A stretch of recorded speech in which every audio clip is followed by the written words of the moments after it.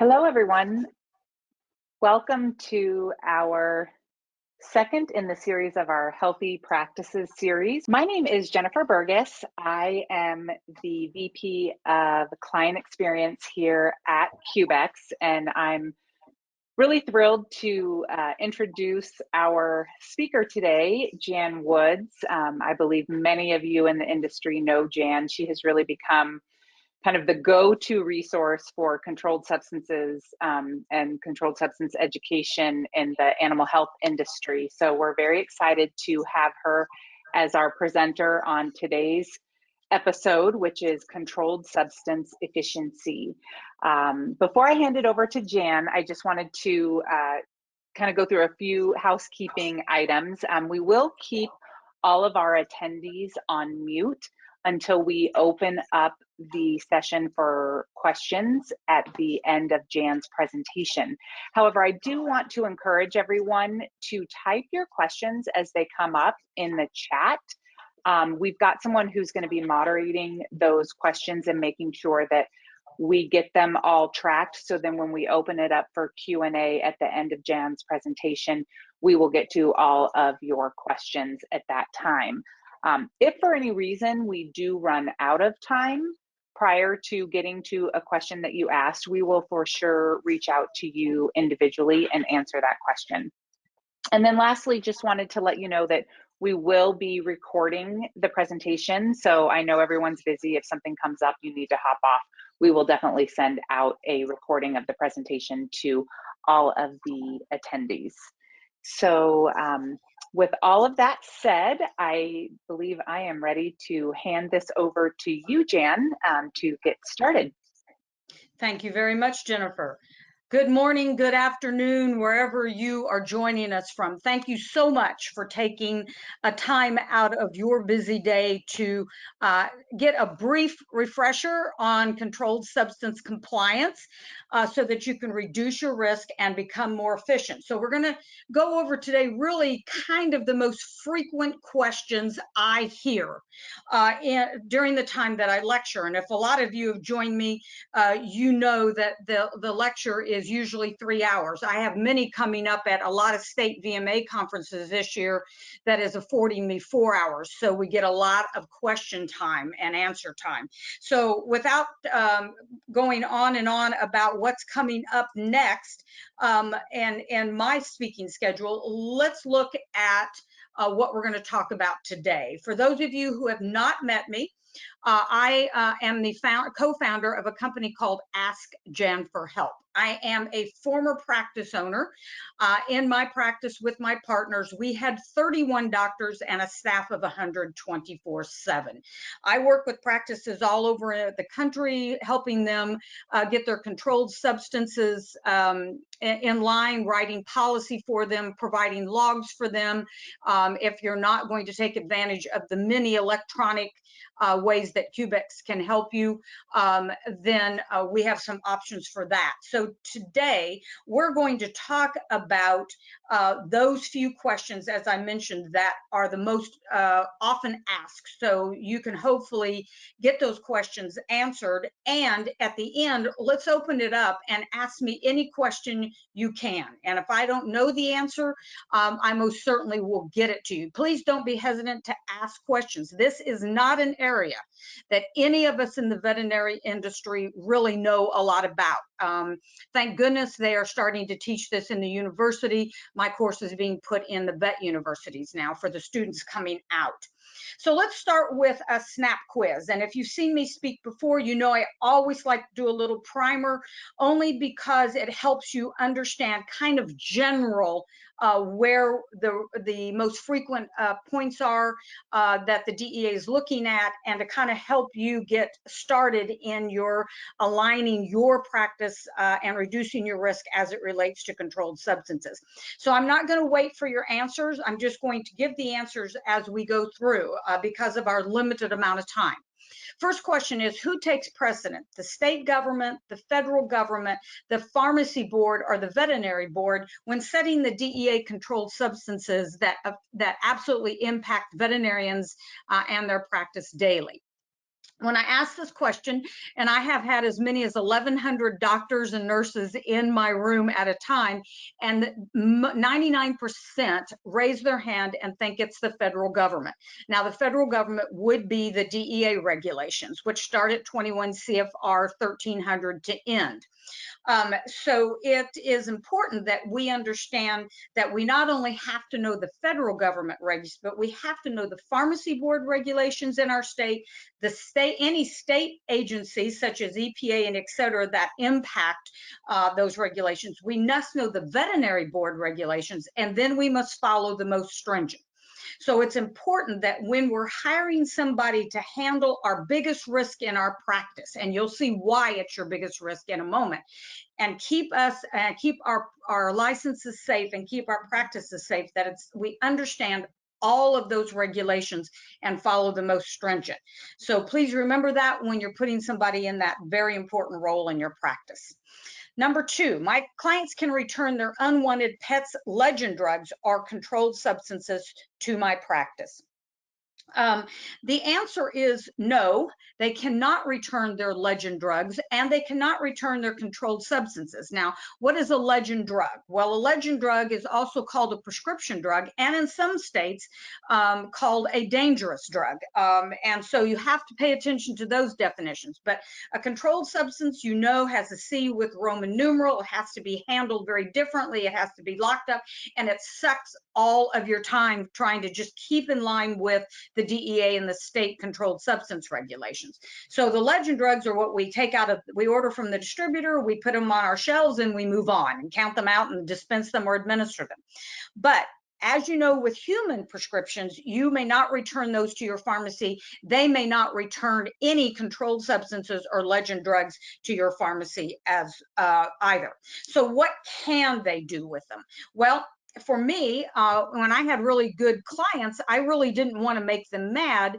So I gave them a credit on their account. I didn't give them their money back. I wanted them to come back. So I gave them a credit on their account. And what we did is went into education mode and helping people understand how they handled any drugs that didn't work. For an example, cephalexin, it made Fluffy's stomach upset, so you want to bring it back, and the answer is no. So what they can do is, and what we did is they can take it back to any pharmacy that participates in the national take back. And twice a year, the DEA Federal has a national take back month where they announce on TV, hey, take all your controlled substances that you have sitting at home, or your legend drugs, or your over the counter. We don't care, any of them. Take them to a med return drug collection unit, which looks like a mailbox at your pharmacy, and some police departments. I want to remind you that you cannot flush these down the stool or put them in the waterway for any reason. The EPA will fine you another $37,500 if they find out you're doing that. So we want to make sure that we tell our clients how to take them back. So all you have to do is Google the name of your city, maybe zip code even, and type in take back program, drug take back program, name of your city, and it will pop up all of the locations where your clients can take them back. I printed it on our letterhead, and we handed it out as a really nice marketing tool for our practice. And then the clients knew that they couldn't bring them back. So that's just a little hint on how we handled it. But it is important that we educate our staff, definitely our CSRs at the front, and our techs, so they know how to help the client know where to take those if Skippy can't take those drugs and they no longer work for that patient. We don't want them to get outdated. We don't want somebody to get their hands on them in our home. That is why the government started the take back program. Next question. I can accept donated legend drugs or controlled substances from clients and give them to shelters, foster providers, pet charities, or any other organization. Well, unfortunately, that answer is false. You may not. Unless you are a government approved donation site, you may not accept donated drugs. So the question is, can you take any of those drugs that you have sitting around in boxes that you have collected from clients? Can you keep them and return them to a MedX drug collection unit like you see on the screen? No, you can't, and we'll get to the reason why you can't in a moment. And we'll talk, well, actually, it's on the next slide, so we're going to do it right now. And that is anything that you have left over that is controlled substance medical waste or expired or unwanted have two very different systems. And if you have a bunch of drugs that you have collected from clients, you need to send them back to the same company you have handle your controlled substance medical waste. Very different process than expired and unwanted. Expired and unwanted must go to a reverse distributor. Your medical waste, which is anything that is left in a syringe, a tube, a CRI bag, or something that you have left from a client, you put it into a neutralizing media, such as Drug Buster or RX Destroyer, and you simply send it out for incineration. You may not take anything to that med return drug collection unit. So remember that you, and this answers the next question. Remember that you cannot put any drug in coffee grounds or kitty litter. You have to and dispose of it with a witness present as long as it's documented in your log. Any of your controlled substance medical waste must go to in a neutralizing media and sent out for incineration. Anything that is expired or unwanted goes to a reverse distributor. Both of these articles that you see on the screen will give you a complete definition of the two and what it is and how you handle it and how you destroy it. So if you have not had an opportunity to read one of these articles, you can go on my website at www.askjanforhelp.com, hit the blog and read that commonly ignored, or you can type in veterinary practice news controlled substances November 2020 Jan Woods. And I would really encourage you to share this with your staff. And the reason I'm talking about this is because it's one of the most frequent questions we get. It's one of the most frequent things we do wrong. And it's another one of the things that gets cited. And it's a very easy citation for the DEA. So you can't accept donated unless you want to become a government approved donation site. You can't accept returns unless you want to become a government approved return site, which means the DEA has to come in and approve your facility. So question 2 and 3 and 4 have very specific rules behind them. And as I mentioned, that article will help you understand the difference and how to destroy them. And then the last question is, what's the number one reason why a DEA agent or government auditor would show up at your clinic or hospital?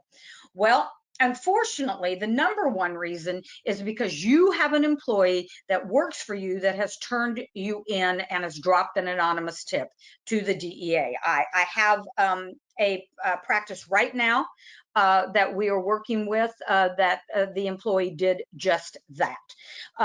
Your employees have a federal responsibility to turn the practice in if they think the practice is doing something incorrectly as it relates to how they handle controlled substances.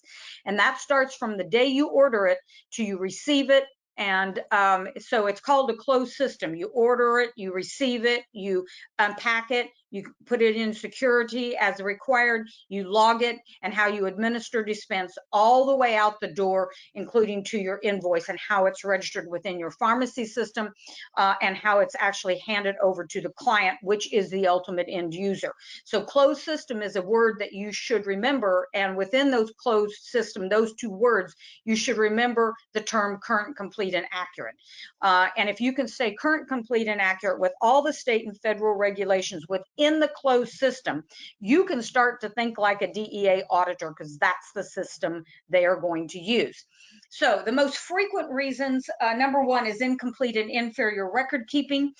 This happens a lot because we think that we have fabulous stellar medical records, but we forget that we must include how we handle the controlled substances within that medical record. So when the doctor writes the order, it needs to include the name of the controlled substance and the reason that the controlled substance is being used to validate why they elected to use a controlled substance over maybe something that is not prescribed, that is a legend, that is not a controlled substance, such as they're using a pain medication when they could have used a muscle relaxant that was less controlled and is also easier to get as a prescription drug. So the medical record, if you're audited, is very much a part of how you handle your controlled substances within the closed system, current, complete, and accurate. So always remember that when they audit you, they probably are going to look at medical records for each drug they're looking at as well. Lack of security, failure to prevent drug theft and diversion. It's important that we understand how we handle those controlled substances, that we lock them up immediately. They can't sit in a box on your floor until you get time to open that box after it's been delivered. And when you watch the my other presentations, you'll see exactly how to document that. But also failure to prevent drug theft and diversion goes right along with lack of security, reporting unresolved discrepancies and significant losses. I'm going to talk briefly about discrepancies in a moment. This is a huge problem we have, and some ways that you can possibly minimize your discrepancies. Because if you have a lot of discrepancies and it's an inordinate amount of discrepancies for the amount of drugs you order, that becomes a significant loss, and it has to be reported. So we never want to report anything to the DEA unless it's validated, and we don't have to report if it's resolved, and that's the key word, is if it's been resolved. DEA registration and licensing issues, it's important that we remember that when it's time to renew our DVM license, we need to renew it on time, because if we do not, and actually ahead of schedule is better, because if you don't renew it when it's due, then the state board, vet board, is obligated to report your license number to the DEA, because if you don't have a DVM license that is current, complete, and accurate, you don't get to have a DEA license as well. So let's don't put ourselves in the way of the DEA if we don't have to. If it's due to be renewed on the 31st, renew it on the 15th. It's pennies a day to stay out of the way of the DEA. Prescribing outside of the scope of practice, we must remember that we're working with animals. We're not working with people. And if we are an ophthalmologist, then we should be using controlled substances within the ophthalmology spectrum, not something for a post-op surgery for a TPLO. Failing to maintain required documents, I can tell you this is a huge one, and it has to do with how we're working within that closed system and how we're documenting in that log on exactly what was administered and dispensed. As remember, that's part of the medical record as well. Failing to dispose, we've just talked about that. You have to follow those two systems that you can read in my article. Failing to maintain inventory records, I can tell you we just audited several practices last week in California, and not one of them had done their biennial inventory. Some states require an annual inventory. Total separate step that must be done. Both clients that I have right now in trouble, they're both cited on that, as well as failing to keep current, complete, and accurate record keeping, which are your logs. And then prescribing without a documented VCPR. I can tell you right now, there's not a reg written in the federal regs, and I haven't seen a state reg either, that doesn't require a documented in the medical record established VCPR when it has to do with controlled substances. So those are some of the big reasons. If you have a camera on your phone, this is a slide you should take a picture of. This is list, on the left-hand side of the screen is actually a list of the most frequent things that the DEA sees in practices that are not being done. And then you'll see as you go across the screen how to find the law, how to find the regulation, how to find the violation, and why they cite it, and then unfortunately you see the penalty. The average penalty is $15,040. I can tell you right now, and my DEA expert will tell you as well, that never ever have we seen only one person cited with one citation. how you document, for an example, on that 222 form copy that you have kept when you receive your controlled substances. If you don't document exactly how they want it, then it's $5,000 a line. So it doesn't take long to have these numbers increase very quickly. So we must pay attention, and we will move on, and you can ask questions. So later, if you have questions on any of that.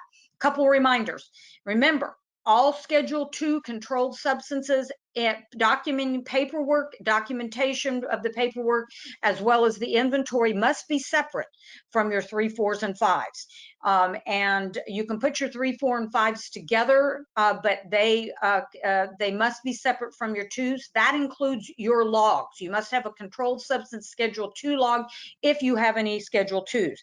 If you have a CUBEX, it has separate cubicles for each particular controlled substance, so you're good to go for that. Also, I want to remind you that if you're doing manual paperwork, that if your drug has a different manufacturer, different distributor, different strength, different content count, different lot numbers, different expiration numbers, they should be entered on separate pages in your logbooks. I'll give you a great example. You've got diazepam and Valium. Are they the same drug? Yeah, but they have a different manufacturer. I would order as many as 50 fentanyl at one time, for an example, for my practice, because I had 31 docs, had a lot of surgeons in an ER room, and that was my ceiling. But I had to look at every one of them, even though they all came in together. I had to make sure that they were the same distributor, that they had the same lot number, they had the same expiration number. If they don't, they have to go on separate pages in your logbook. So if you have a closed log, they would go on a separate page. If you have CUBEX, it would go in a separate, entering a separate category for that different lot number. All right, let's look quickly at controlled substance administering and dispensing reconciliation logs. What do you have to have in that log to stay current, complete, and accurate within the closed system?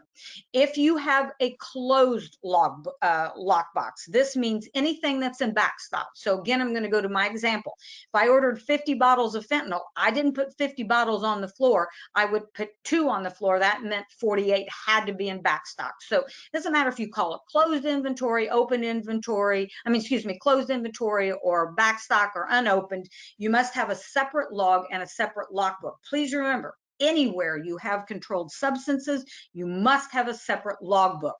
So try to keep them consolidated if you can. So what has to be on a closed log? You need to have the date, the number assigned to each box or bottle, the drug name, size, and strength, the manufacturer and the distributor, the lot number and invoice number, the date it was transferred from closed to open inventory. And if you were like my practice, I had many departments it could have gone to. So you have to designate it, transferred from closed to dentistry, transferred from closed to ER. If you have one treatment area, good for you. You can just say transferred from closed to open, and then enter it in your open log. The balance on hand and the DVM and the employee's initials. If you have a power of attorney, then the power of attorney can sign on behalf of the DVM. That's what has to be on your closed. We're going to look at those logs in a minute.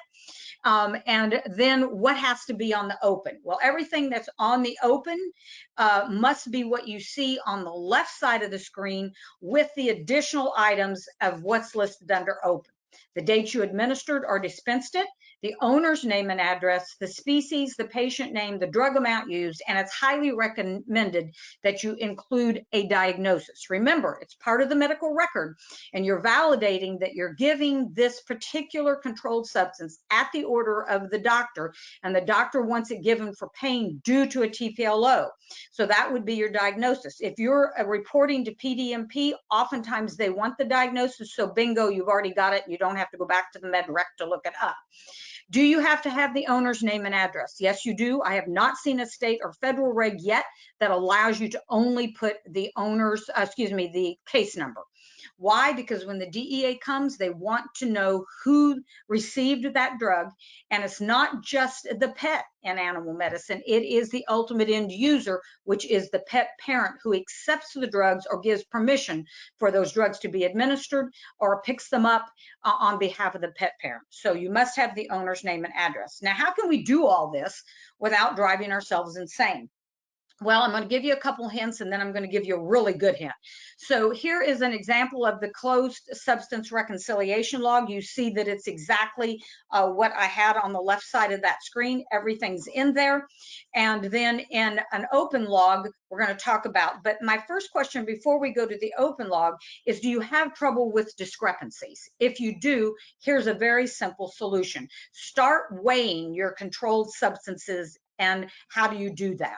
Well, if we weigh them, we don't have to draw them up to see what's left in that bottle to fill out that we've done our daily reconciliation, which is very different than an inventory. This is a reconciliation proving to the DEA that we're current, complete, and accurate at all times.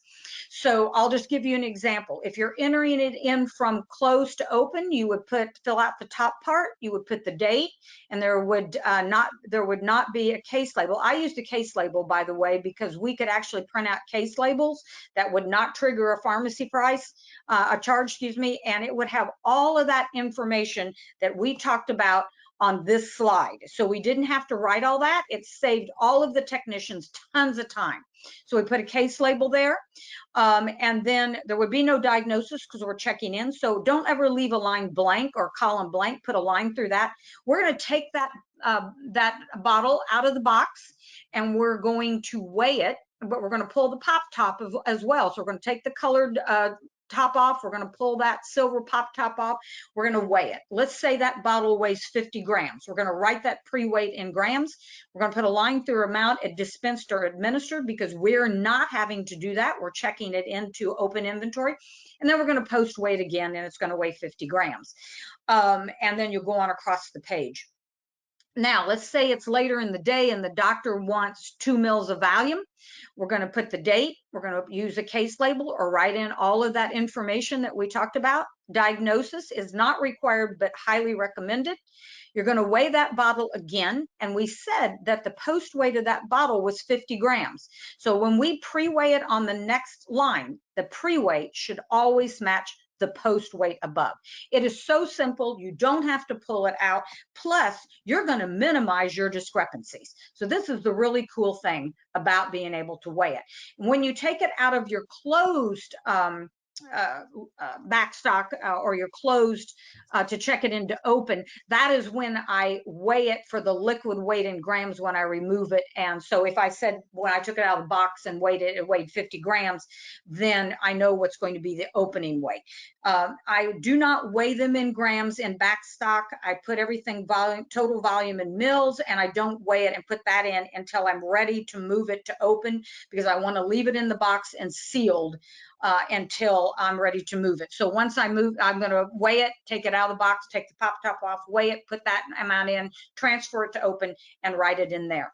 Now, I know you're going to have some nurses that go, I got to do all that. Yeah, it takes seconds to pre-weigh it, write the amount that you administered or dispensed in mils, and post-weigh it in grams. When you get to the end of the bottle, remember that bottle weighs something. So weigh that bottle again and put that as the final weight, and underneath it, write 0 empty and throw your bottle away. It's that simple. You don't have to have any more lines on the sides of the bottle. You don't have to have as many discrepancies, and you certainly don't have to pull it up to see what's left in the bottle. This is an amazing way to handle your controlled substances that is quicker than trying to do all the manual labor of figuring out what's in that bottle to be current, complete, and accurate. I don't recommend this for pills. If you are trying to count pills, I have had numerous compliments on the app called Pill-I. It's a free app. You can get it on your Android or your iPhone, and you just take a picture when you pour it out to establish what's left in the bottle. Then count out what you need and then take a picture again. It'll give you before and after. Please delete the picture when you're through. We do not need to be sending pictures to somebody who makes an app of our controlled substances. I understand this is very accurate, but always second guess yourself as you're starting. Also, I had a DVM that suggested you use a hubless syringe for small doses like buprenorphine. This worked quite well as well. Make sure that when you do the scale and you switch over to the scale, that you have something with a 200 to 220 gram capacity with a 0.01 gram readability. I bought mine off Amazon. Just don't use a kitchen scale or a weight scale. So this is a pill example. So when you have number of pills on hand, you would just pour it out onto your counting tray and take a picture with pill eye. And then that gives you the same thing. Obviously, patches, simple, there's only 5 to a box. All of that takes time, and all that time that we're doing all of that, we could be seeing patients, or we could be helping the doctor so that that doctor can see more patients. I don't think any of us want to do regulatory paperwork, but we have to make sure that we're current, complete, and accurate within that closed system to minimize our risk, for the doctor's risk and the practice's risk. I can tell you right now, for an example, on some of the strange things that are happening. For an example, if you're in Connecticut, Connecticut regulations don't allow a technician to handle controlled substances. They can't receive, they can't order, they can't do anything. In California, you have to have a special permit from the state for any veterinary assistant who is not a licensed technician to handle controlled substances. So there's some 2 great examples of why we must pay attention to state regs as well as federal regs to stay current, complete, and accurate. So here's a couple of suggestions if you want to try to make some faster use of your time and make some more money for all this time sucker that we have to have. And we are having to do increased security. We're having to fill out the logs. We've got storage requirements, and we've got a huge regulatory risk. So I'm recommending that you do a controlled substance handling fee. Please don't put it as a separate line item. Put it in with your global fee. And don't worry about being price sensitive about controlled substances. If somebody's price shopping controlled substances, this is not somebody you want in your practice. So controlled substances are something that you should feel very comfortable in adding a separate controlled substance handling fee. Don't forget to increase your existing administration or dispensing fee or injection fee codes if you have them. And don't forget to increase your markup on your controlled substances, and don't forget your dispensing fee. So all this with a controlled substance handling fee, I would recommend a minimum of $5 every time you get that out for a patient. Remember, it's part of that global fee that does not show up. Please think about that. You can actually afford to buy something like an automatic dispensing cabinet like CUBEX if you've got a dispensing fee. If you don't want to do that, that's certainly your business. But you know, there's other things you can do. As a previous owner, I sure did like to have a dividend to take home, or I like to be able to afford my employees more insurance or more time off. But if you want to get rid of all of this paperwork nightmare that you have, and you want to be freed up to see patients, and you want to minimize your risk, then, and I'm going to talk about CUBEX because they're sponsoring me and because they're the premier organization in the country. And I was a director of regulatory affairs for them, so I'm quite familiar with what they do. My practice was also a beta test site for these guys way back in 2006. So why should you consider an automatic dispensing system? You have fingerprint access, and you can require 2 fingerprints. If you have a discrepancy or medical waste, you must always have 2 witnesses. So yourself and 1 other plus a reason. So set your CUBEX to have 2 people at all times, because Dr. Andy Rourke told us that we need to have 2 eyes on every controlled substance every time it's touched to minimize the theft and to minimize the risk of somebody at the end of the day deciding to commit suicide with a controlled substance. And Dr. Andy Rourke said, look, if we can prevent even 1% of these suicides with any of our doctors or technicians or anybody in the practice, it's worth it. So 4 eyes, 2 people every time.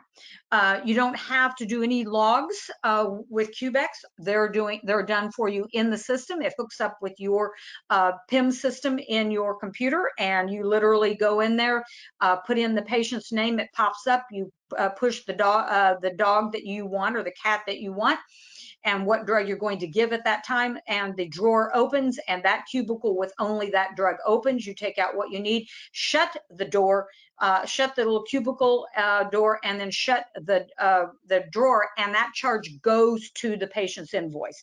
My friends, before we did this, I was bleeding about $250,000 in a busy practice because people were just simply forgetting to put charges in. So when your pharmacy is your third biggest revenue in your practice, this is an amazing way to put some money in your pocket that would have walked out the door with the patient. So also remember that this CUBEX has the ability to submit your dispensing information automatically to your state PDMP program, your prescription data monitoring program, if you're in a state that requires that. I would tell you that I highly recommend something to help you out, and CUBEX has certainly helped us out and will help save you time and let you go see other patients. In closing, for this very, very short overview, and I want to get to questions, is remember to closely follow the DEA's closed system. We've already talked about that. You've probably heard me say already 3 or 4 times in 15, 20 minutes. Pay attention to the closed system. Follow all of your state, federal laws, and follow the one that's the most stringent. And always stay current, complete, and accurate with your controlled substance reconciliation logs and record keeping to help minimize your risk. And my friends, if you can do those things and get something like an automatic dispensing cabinet, I think you'll have a better chance. I don't think, I know you'll have a better chance of passing an audit should the DEA knock on your door. Thank you very much for letting me go through this really quick overview, and let's open it up to questions if we have any. Great, thank you, Jan. That was a great amount of information in a very short time, but we really appreciate it. A lot of good information there. So we do have a few questions, and again, if you do have any, please type them in and we will ask those now. And again, if we can't get to all of the questions that we have, we will send them out. So I will go to our first question, which is there a time limitation on when to destroy expired controlled substances? Can you accumulate them over a year?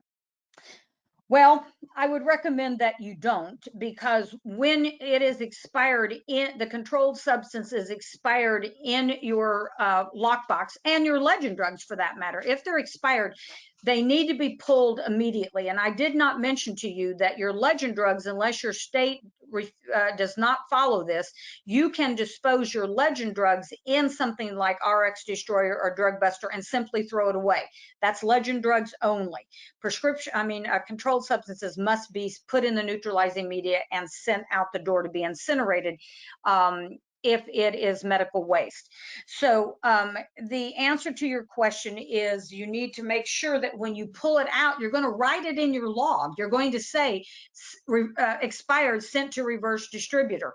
So I don't think that I would keep them for very long, simply because if you're audited, they're going to ask to see that paperwork that you have filled out to the reverse distributor to send back any expired and unwanted. Totally different than your medical waste. So I'm sorry if I'm getting you confused. But your expired and unwanted have to be sent to a reverse distributor. So when you write in your log that you're returning them, they're expired and you're returning them to the reverse distributor, it's important that the rest of that paperwork matches. And if you are audited, they will ask to see that. And once they've been destroyed complements of the reverse distributor, they will actually send paperwork back to you. Please keep in mind that if they're Schedule 2s, they must be sent separate from Schedule 3s. Some reverse distributors won't even let you put them in the same box. If they do, they'll let you put it in a box within a box. The short end of that question is there any official time written in the regs? No, there isn't. Just get it out and keep it in a separate lockbox. The DEA suggests putting it in a box and putting red tape around it and say expired, and it can't be anywhere around your open information. I would just get rid of it as soon as I can. Great, thank you, Jan. Okay, second question. For the closed and open documents, are the DVM initials the ones of the doctor the drugs were ordered under? That's correct. Okay, so the DVM initials need to be the initials of the doctor that the drugs were ordered under. Yes. And that's a good question, because remember, you must have that doctor that ordered that drug must have a VCPR with that client and that patient. So you always want to make sure that whoever gave you that order is who you put it under in your log. Great. Okay. And then also part of that question, who can be a power of attorney? Power of attorney depends on your state, because if you're in California, you have to have the veterinary assistant controlled substance permit. And if you have that, then you can also be the power of attorney. But let me refresh your memory on power of attorney.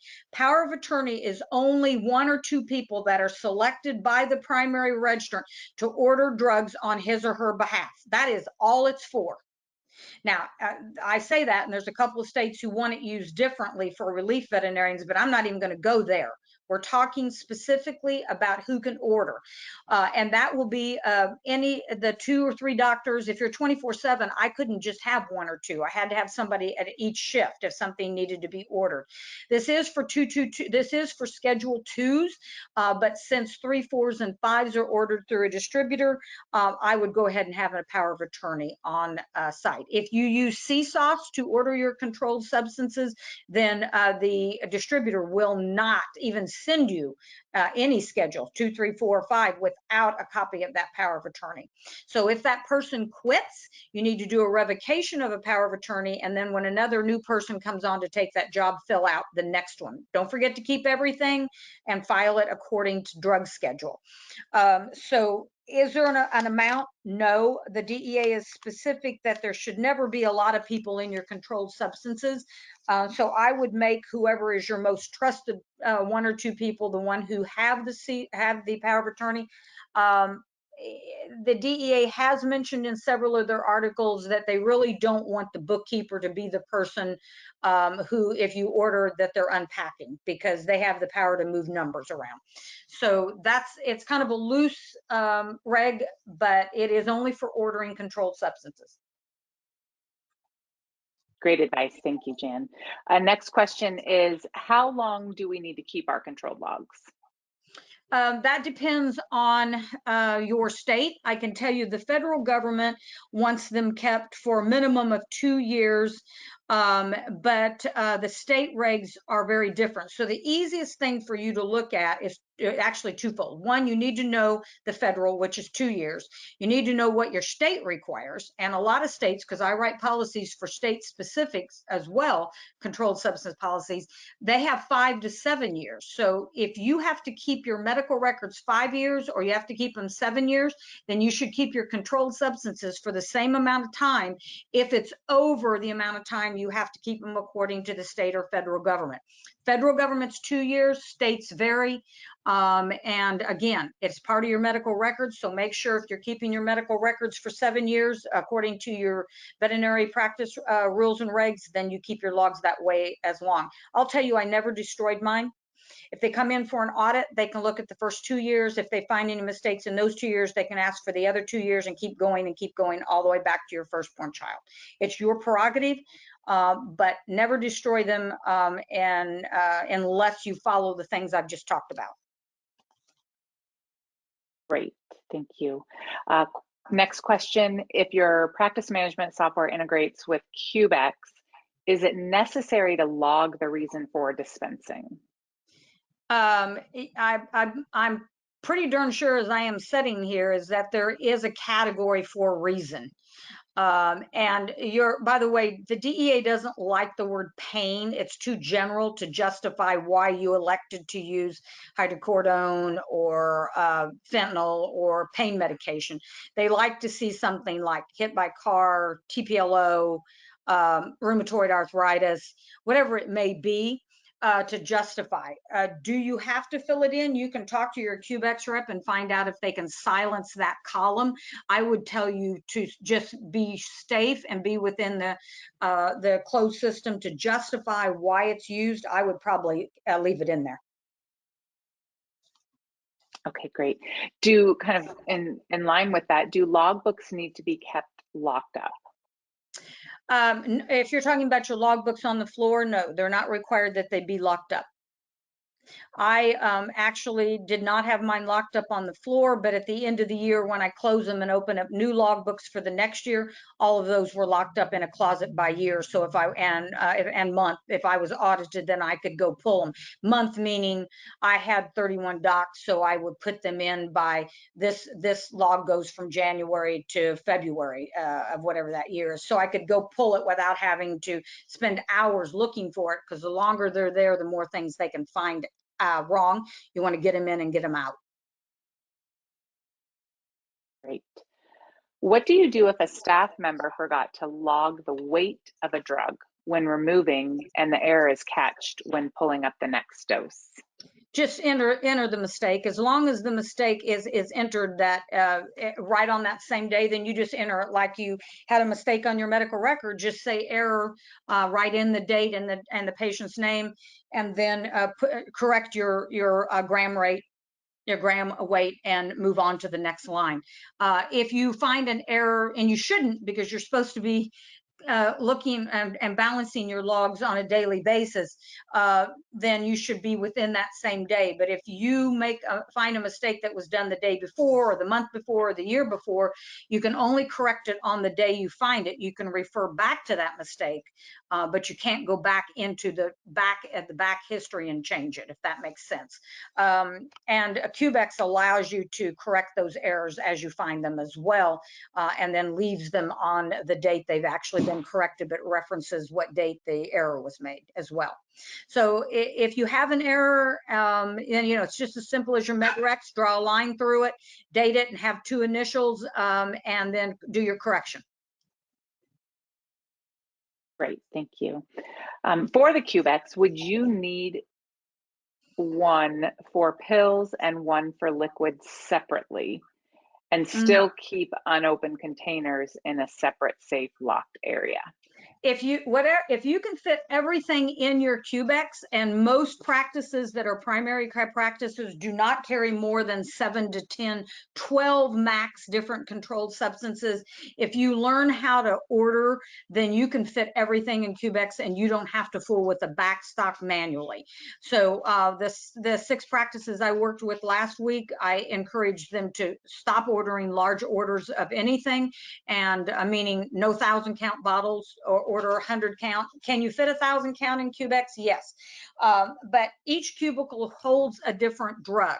So in each cubicle, if you have 2 bottles of Valium, or 3 bottles of Valium, or probably even 5, they'll fit in there. But if anything you can fit in CUBEX, you do not have to put in backstock, and I would highly recommend that. Great.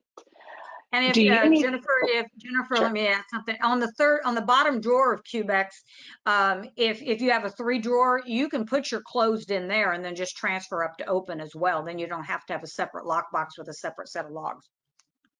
Correct. Yep.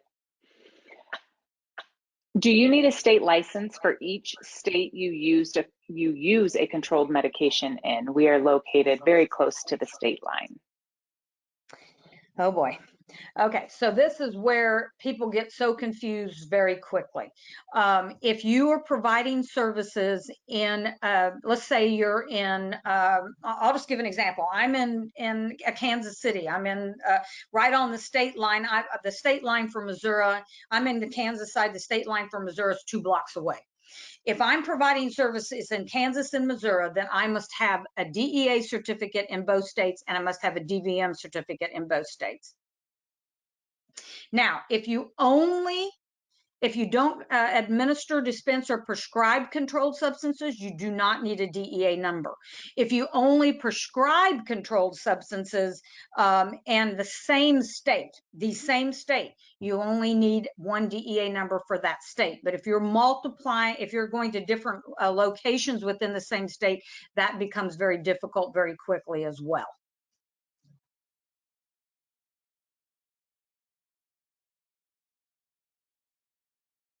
Great. How can I obtain a copy of the backstock closed log form? All you have to do is go on my website at www.askjanforhelp.com. You'll see a key that allows you to order all my logs And there's also a key that will let you order, or a tab that will let you order a controlled substance policy. If you are audited and you do not have a policy, this is a potential issue. So both those things are available on my website. Great, thank you. Can your closed log be a part of your specific drug book? For example, closed log in the front where we received orders are logged, and open log in the back where you note the active use. Would I recommend it? No. The DEA, if you have a separate, well, I guess the question is, are your controlled substances in a separate location, separate from your open? If so, you've got to have two separate logs.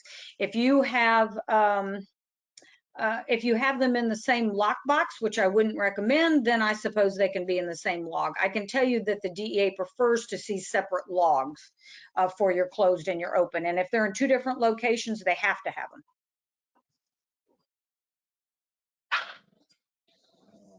Great. If utilizing the CUBEX PMP for reporting controlled drugs, is a paper log necessary? You mean, would you have to keep a paper log if you have CUBEX? Is that the question? I think so. They're specifically noting CUBEX PMP. Okay, so if they're reporting PMP and they only subscribe, Jennifer, refresh my memory. Can they prescribe to the PMP program without having the CUBEX system? I know we're headed that way. I don't believe we're there yet. Yeah, that's what I was thinking as well. So I don't know how you could use the CUBEX PMP software unless you have CUBEX. And if you have CUBEX and everything's in CUBEX and you've signed up for the PMP feature, all that's done for you. You don't have to do any of it, including your logging, because it's all done in there. Yeah. If you do not have CUBEX, and you will have to keep manual logs, and you will have to report either daily, weekly, or quarterly, or monthly, whatever your state requires. If you do not report to PDMP, I've seen the minimum fine at $1,500. Okay. Did the rules change on what needed to be documented in your open logs? I have used the same log for a long time, and it only needed pet name, last name, bottle number, quantity, and date. I have no idea where you got that log. The federal regs are pretty explicit as to what has to be in there. So are the state regs. I haven't seen them have anything different than what is required on here. Definitely your state vet board would have a say so in that. I've seen them cite people for not having everything in the logs. So check your vet regs. But if you're telling me that's all you have in your logs, then yes, you probably could have a potential issue if you're audited. Great, thank you. And I think you may have answered, this is our last question. I think you may have already answered this. I'll just repeat it just in case someone missed it. But the question is, am I required to have an open and closed logbook? I have a separate sheet for each bottle/vial, and it is noted when it's opened and finished. Yeah, I did answer that. If they're in a separate location, they must be separate. If you have them together, then I suppose you could get away with one log. It doesn't have to be separate, except if it's in a separate location. In other words, your open log is on the treatment floor and your closed log is in the practice manager's office. I mean the closed logbook and the closed lockbox and book, or it's in the doctor's office, or it's in another room. Then yes, it must be separate. If you have a lockbox in OR and it's separate from your main box, then you have to have a separate set of logs in with that. Everywhere you have controlled substances, you must have a separate set of logs. That would be the answer. If they're all in the same box, then you can, same lockbox, then as long as you can justify it to the DEA, you could probably get away with one logbook. I think if my DEA diversion expert was with me, she would tell you that that's okay as long as you can justify why you've elected to do it and it's in the same lockbook box. If it's not in the same lockbooks, no. Okay, great. Thank you, Jan. Mhm. Well, I believe that concludes all of the questions that were asked during this session. And again, Jan, thank you so much for the presentation today. It was just a wealth of information. We greatly appreciate everyone who attended this session. I did want to remind you that we have the final in our series of 3 for our Healthy Practice series coming up on June 16th, which is Solving for Practice Profitability. With our presenter will be Steve Castillo from Profit Solver, and he's got a great wealth of information as it relates to practice profitability. So I highly encourage you to register for that. Again, we will be recording all of these series, and we'll send them out at the end of the series. And just greatly appreciate everyone who attended. And Jan, thank you. That was a wonderful presentation today. So we greatly appreciate you. You're wonderful. I want to thank everybody for attending, and I especially want to thank CUBEX for sponsoring both myself as well as this series. It's a much needed series. We're so busy that we barely have any time to think about business. I know Steve personally, and I can tell you that if you can attend his session next week, I would highly recommend it. Or the next date, I'm sorry. I would highly recommend it because one of the things we don't often do correctly is setting our fee schedule accordingly to make sure we're getting paid for everything we do and our overhead. So he's going to talk to you, I'm pretty sure about that. So he should be a good speaker for you all as well. Great. Thank you, Jan. Thank you. Well, appreciate it, everybody. Hope you have a great rest of your week. Thanks for attending. Thank you. Bye now.